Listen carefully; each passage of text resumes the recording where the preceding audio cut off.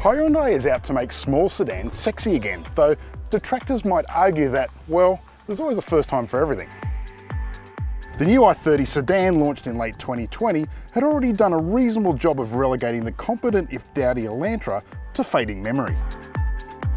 Thing is, the I30 sedan's edgy sheet metal and stylised cabin only goes some way to raising the pulse, given its competent but dowdy underpinnings. But this measurably more sporty N-line version promises the substance to really pull the heartstrings. So, is the four-door N-line worth getting excited about? Let's find out.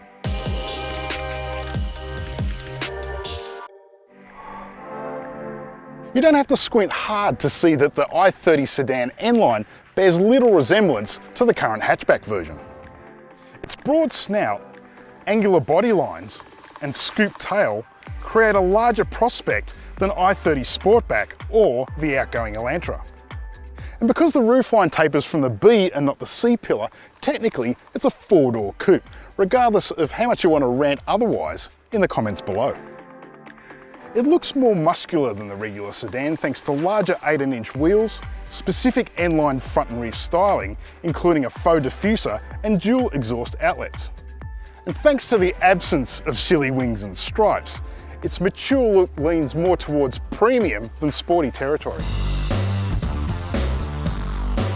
Under the bonnet is a 1.6 litre, 4-cylinder turbocharged engine, good for 150 kilowatts and 265 newton meters.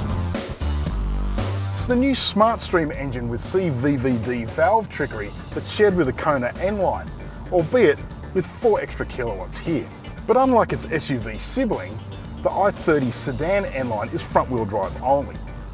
And you're going to opt for 6-speed manual rather than the 7-speed dual clutch, which is available across both model lines.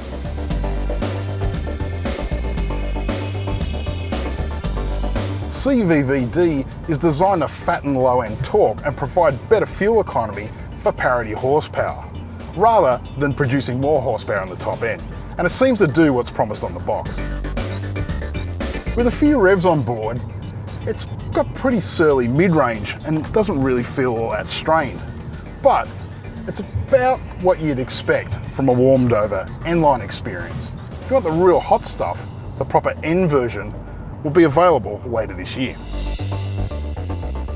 There's a bit of trade-off in drivability. It's that the 7-speed dual clutch isn't quite as intuitive in shifting as it could be. It's no firecracker, but performance is about what you'd expect for a warmed over N-line. It's firm enough to offer good body control and communicates well in dynamic responses. This isn't merely four-door bodywork plonked on hatchback underpinnings. The sedan sits on a newer 3rd generation K3 platform. But while regular sedan variants fit torsion beam rear suspension, the N-line exclusively offers a multi-link design and fits 305mm front brakes, which are up by 25mm. Hyundai Australia must have wanted the I30 sedan pretty badly because our market gets the only right-hand drive version globally. Hyundai Australia puts great pride in its ride and handling packages, and this car does not disappoint. Dynamically, it's got excellent body control, it's got nice edge, clear steering, but when you do hit the bumps, the ride compliance is quite excellent.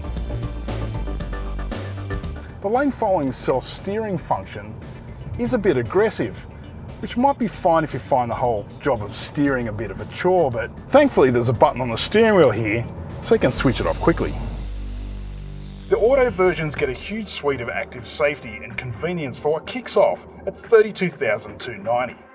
The $2,000 cheaper manual though misses out on a few things such as blind spot collision avoidance and automatic reverse braking. Stump up $37,290 for the premium version and you get dual 10.25-inch digital screens.